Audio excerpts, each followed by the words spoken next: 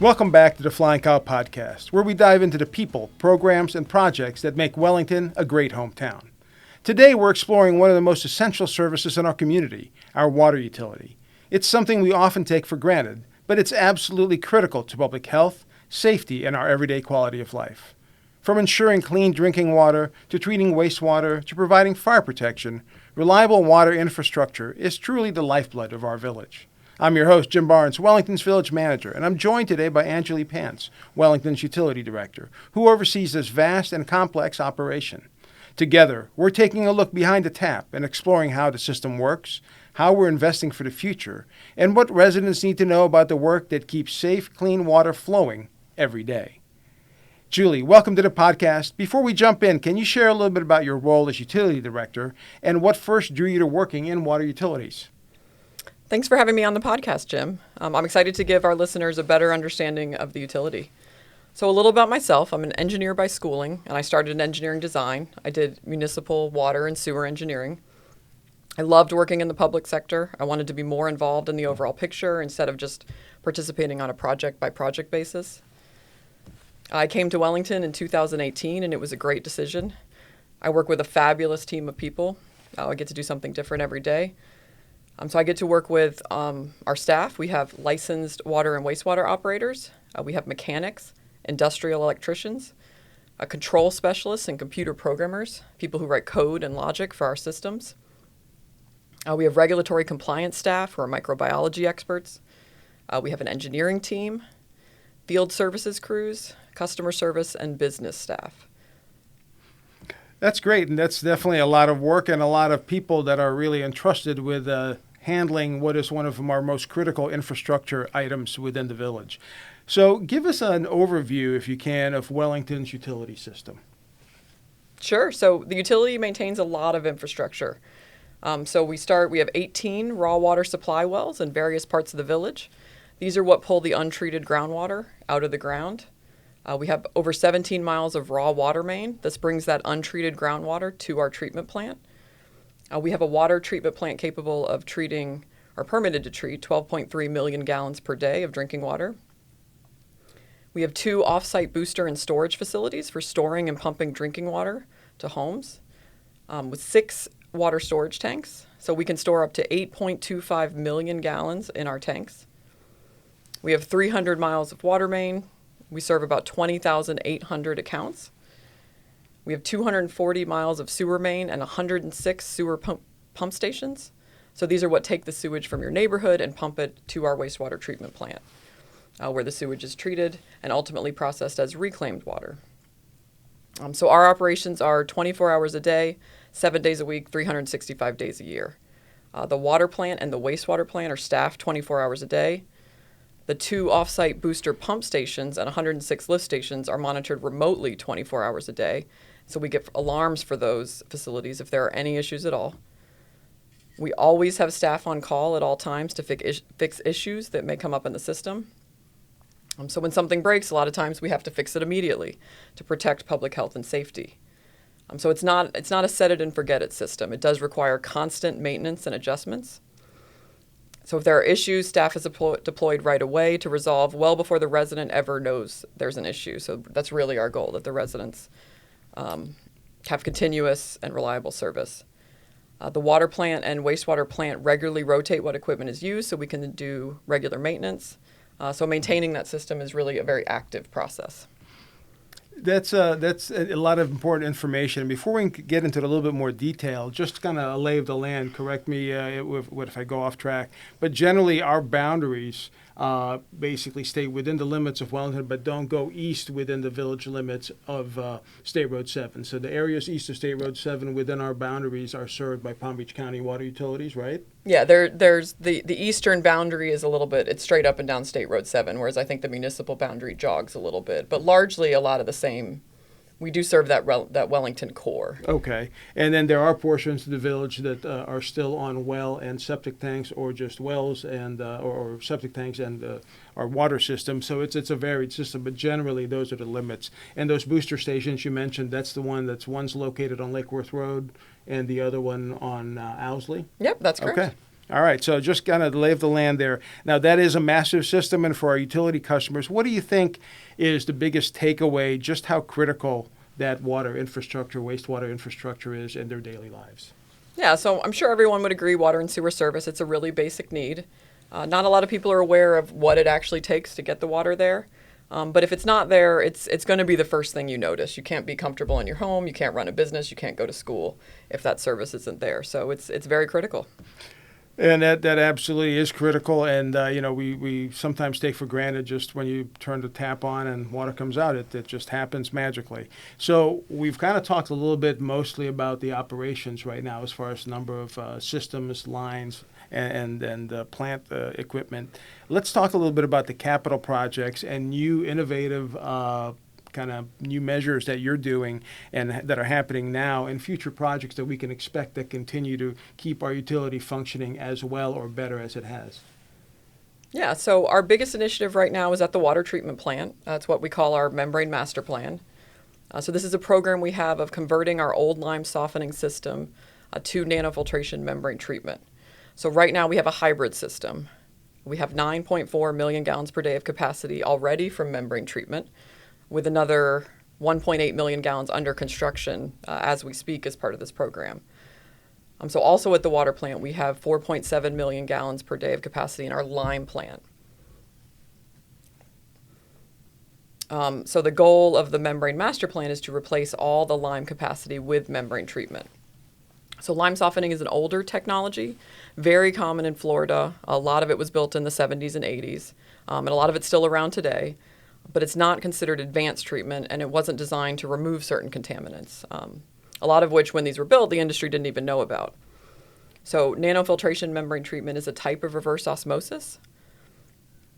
So this is an advanced treatment that removes the PFAS, the forever chemicals that we've been hearing about in the news, and it also removes all kinds of other contaminants, bacteria, viruses, and organics. So in the water industry, we have new regulations coming out for these forever chemicals.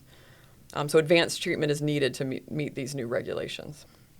So I'm guessing that based on all the new options and technology that's out there, changing from what was our old lime softening and lime treatment system that we had to going to reverse osmosis and the nanofiltration system, that clearly wasn't the only choice. Can you tell us a little bit more kind of what made that the right choice for us here in Wellington?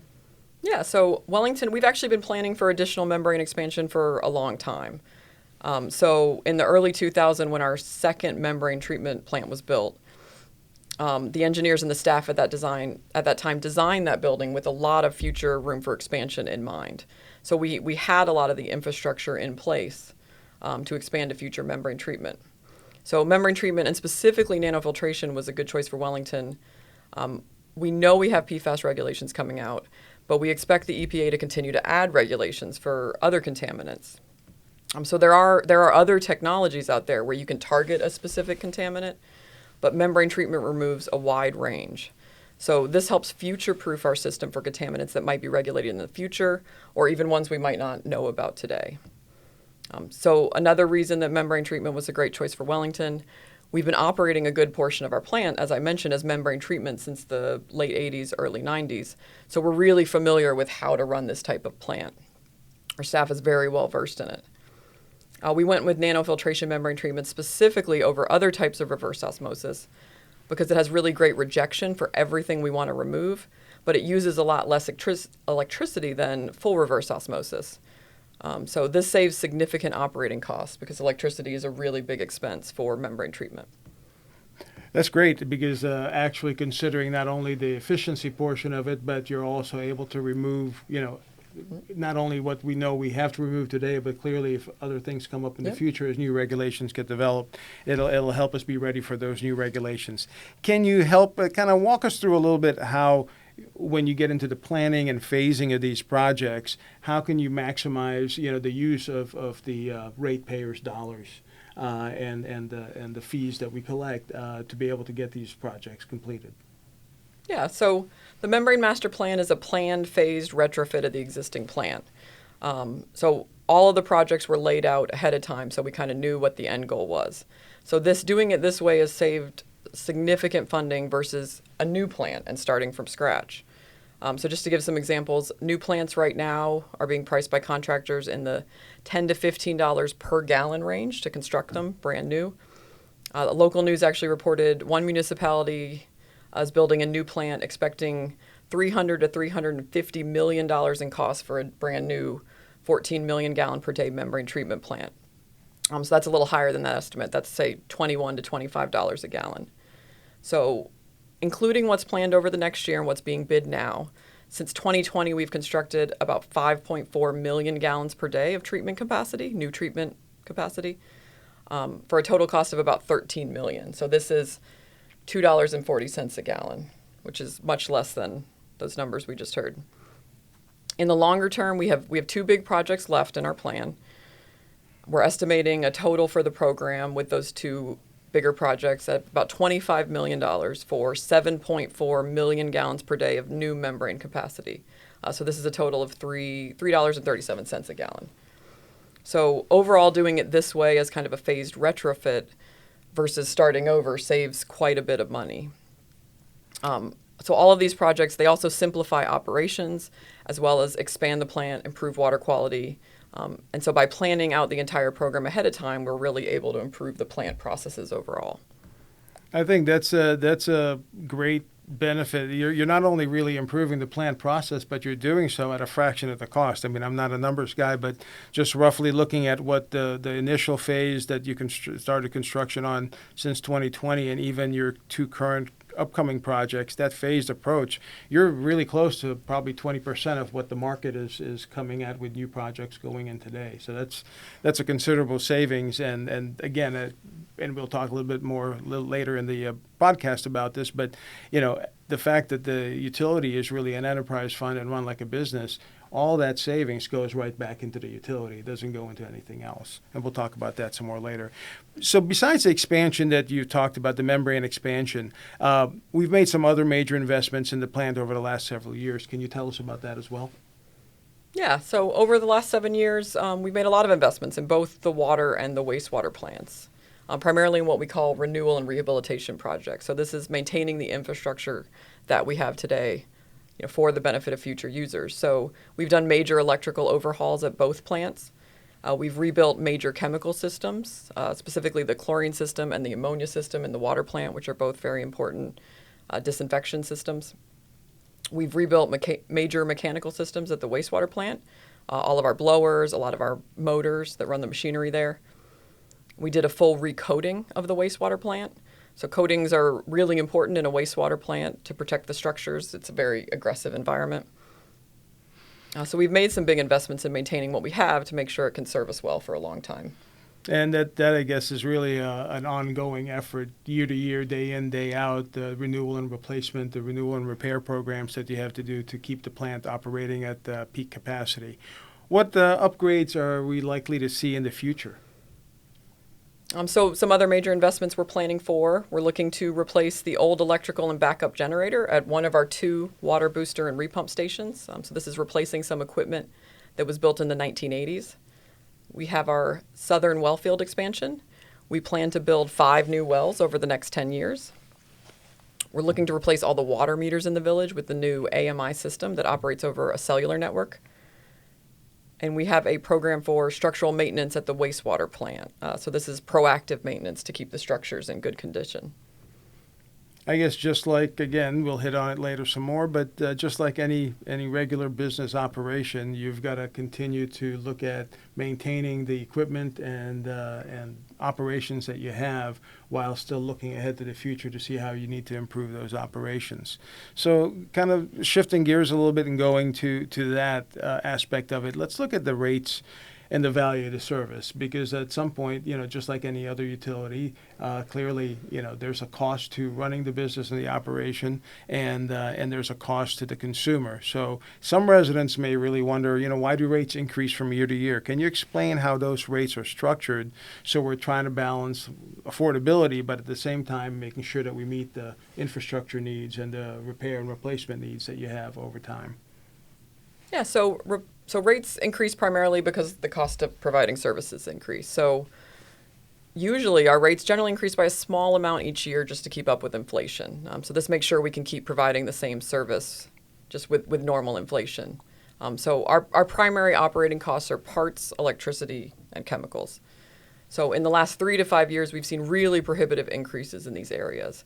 Not like what a lot of us are seeing in grocery stores and pretty much everywhere. So just a few examples. So a fire hydrant 5 years ago cost $1,400. That same fire hydrant's running $2,800 today. A water meter was in 2022 was $241. That same meter today is $327. We have a variable frequency drive for a particular motor, a common electrical component, was running $6,700 in 2020. That same motor is going for VFD is going for about $10,000 today. So overall treatment chemicals at the water plant, this is one of our biggest expenses. We paid in 2019, they totaled $575,000. In 2023-24's budget, this was over $1.1 million. Power for the utility overall, FPL, has gone up, just like on our home bills. So between 2021 and 2022, we saw a 22% increase. So this raised the utility's power bill from $1.267 million to about $1.547 million. And we are unfortunately expecting another 21% increase from FPL in the next couple of years. So these are really substantial increases. All utilities are seeing them and being impacted by them. So we do everything we can in budget time to trim the budget and operate more efficiently. But a lot of our big costs, our chemicals, our power, they're just not discretionary. So this is why we've been seeing a couple higher rate increases in recent years. And that makes sense. I mean, we're subject to the same increase in costs that individual homeowners and residents are, individual businesses are. So, whether it's chemical cost increase, I mean, some of those costs you just mentioned increased anywhere from 50% to almost 100% in terms of the current cost from anywhere as recent as last year to 5 years ago. So that's something that has to be accounted for sure. So how are the rates structured, as far as the average ratepayer? How are their rates structured, and what are they actually paying for? Yeah, so to develop rates, we look at what it costs to operate and maintain the existing system as it stands today, as well as the rehab and maintenance type of projects. So water bills are intended to cover operation and maintenance of the existing system only. So when a new homeowner connects to the system, they pay for their own water service, they pay for all the costs to connect, as well as a connection fee, which we also call a capacity fee. So this is the same when a developer connects to the system. They pay for all their own infrastructure, and they also pay these connection fees. So connection fees are what we use to cover the costs of major expansion projects that are needed to serve the new developments. Developers they're sometimes required to construct other improvements if their development impacts existing systems. So for example, maybe a development adds a lot of sewer flow to a particular area. That impacts nearby pump stations. So that developer will be required to upgrade those stations as needed to keep the system running as it does today. So this is what we call the growth pays for growth mentality. So essentially, we're trying to have new users covers the costs they incur, whereas the existing users cover operation and maintenance of the existing system. That's great. So in terms of, say, can you talk about how does that compare to, what a regular homeowner or business owner would do in terms of their facility, as far as if they've got a house and what they expect to pay in their utilities? How does that compare to really what you're doing in terms of your projects? Yeah, so some of our projects have some pretty big price tags, right? So if we look at a project at the water plant, like we just saw from the recent prices, our existing water plant is easily a $250 million facility. So if we do an R&R project that invests 1% of the value back, that's a $2.5 million project, which is a lot of money. But when you compare that to, say, like an average home in Wellington, I think is running about $700,000 right now. If you invest 1% of the value of that home back, that's $7,000. So that's easily in line with a standard appliance or AC replacement or something like that. So while our projects have high dollar amounts, a lot of them are really just the basic maintenance we need to do for a facility of the class that it is. And that makes sense, because that's something that as homeowners or business owners you have to look at, whether you're replacing your air conditioning system or replacing some other major appliances or major parts of your house or business, that's certainly in line and makes sense. So one thing that's top of mind for everybody, since we just went through it, and everybody we can recall from the last couple of weeks, our entire utility system just went through what's referred to as the free chlorine flush. Can you tell us what that means and why that's really important and critical? It's not something that's elective, but really a requirement that we have to do. Yeah, so we consider this standard maintenance for water systems. So typical disinfection uses what we call chloramines to disinfect. So chloramines is made up of chlorine and ammonia. So this is preferred by most municipalities for disinfection. It has a little bit of a better taste, and the disinfection actually lasts a little longer in the system. So it's the better choice for your usual disinfection. However, when it's out in the system, there's certain microorganisms out there that are what we call ammonia oxidizing. So if you leave them for too long and you never do a free chlorine flush, over time that standard disinfection, because of the ammonia that we use in it, can become less effective. So switching to free chlorine for a short period of time helps flush the system out, flush out all those ammonia oxidizing microorganisms, and just keeps the system healthy. So we do try to minimize how much we do these because we know they can be impactful to residents. We do them about every 18 months. And we take steps in the system to work to keep the age of the water down. So for example, we flush hydrants out regularly to move water through the equestrian area when we don't have high usage in that area off season to help keep water age down. So this helps minimize how often we have to do these flushes. And it is an unfortunate inconvenience, but certainly something that not only is a best practice, but even required in order to meet all the regulatory requirements. So, and I think we do try to take all the steps necessary in advance to make sure people are notified well in advance of the process in case they have some limitations that require them to take other action for their water supply. Next step is, another thing that you normally see, whether it's on social media or even on the news, you might see a boil water notice. Can you talk to us a little bit about that? When residents see a boil water notice, what should they know and how concerned do they really need to be? Yeah, so boil water notices are another standard procedure. They're required by the health department whenever a water system loses pressure or you think it might have lost pressure. So when a water system is pressurized like it normally is, it's not really all that likely that some kind of outside bacteria could contaminate the system. However, when a water system loses pressure unexpectedly, so when a pipe breaks due to damage, or when a contractor working on an underground installation accidentally hits the pipe, you can lose pressure in the system. That's usually what we see, is when a contractor hits the pipe, we lose pressure in the system. So usually boil water notices are considered precautionary in this case, which just means they lost pressure for a period of time. So in this case, the health department recommends that any drinking or cooking water be boiled until the utility can confirm that we can test the water and confirm that it's free from all bacteria and just make sure that it's safe. And I guess we have a pretty extensive process that we go through with our field services staff and plant staff as to when we're notified or when we discover some type of a water main break that disrupts service. We go through all the prescribed steps to make sure people are notified.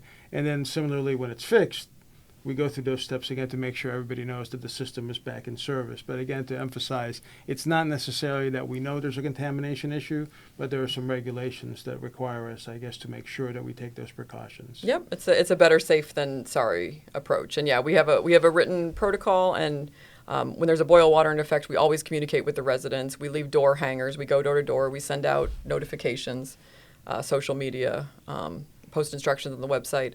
And if residents ever had a question about a boil water, they could always reach out to our department. Okay. Well, we've covered a lot of ground here today between the existing operations at the plant, the future capital projects and improvements that you see not only in the plant but in the overall water system, and even some of the day-to-day operational requirements you have, whether it's boil water notices or even the free chlorine flush. But in general, really, if you had one message for the residents and customers of the water utility, what would it be? Yeah, so we'd continue to say that reliable water and sewer services are critical to public health, and it's something a lot of folks don't think about all the time. So I really consider this a good thing. If we're doing our job, everybody should be able to turn off the tap and not have any worries at all. I would want folks to know it does take a lot of infrastructure and investments to provide good water and sewer service, and that it's safer and more cost effective in the long run to make continual investments in these systems and just keep everything running like it should. I would also want the residents to know what a great team they have working on them for these services. We're really, really fortunate to have the staff that we do running these systems. I would definitely have to echo that as a resident as well as a team member here at Wellington. I think it's one of those things that for the most part, you and your team are largely invisible to the residents and the customers, and that's a good thing. That means the system's operating as it should be. But knowing that we have that great team there, when and if an issue arises, that the entire team jumps on it, takes care of it, and again, still relatively invisible to the average resident or consumer, but making sure that we're following all the regulations, following all the prescribed best practices, and again, getting us back in service as quickly as possible. Julie, I want to thank you for joining us today and really helping us understand how critical our water utility is to the day-to-day life of any resident and customer and business here in the village. And really just want to emphasize again, thanking you and your staff for everything you do for the village and our customers and residents. Thank you. Happy to be here. Great. And for our listeners, remember every time you turn on the tap, give water to your pets or your horse. See a fire hydrant in action. It's thanks to the investments and hard work of our water utility team. To learn more about Wellington's water utility, visit wellingtonfl.gov/utilities. And be sure to subscribe to the Flying Cow podcast wherever you listen so you don't miss any future episodes. Until next time, I'm Jim Barnes. Thank you for tuning in to the Flying Cow podcast, where community takes flight.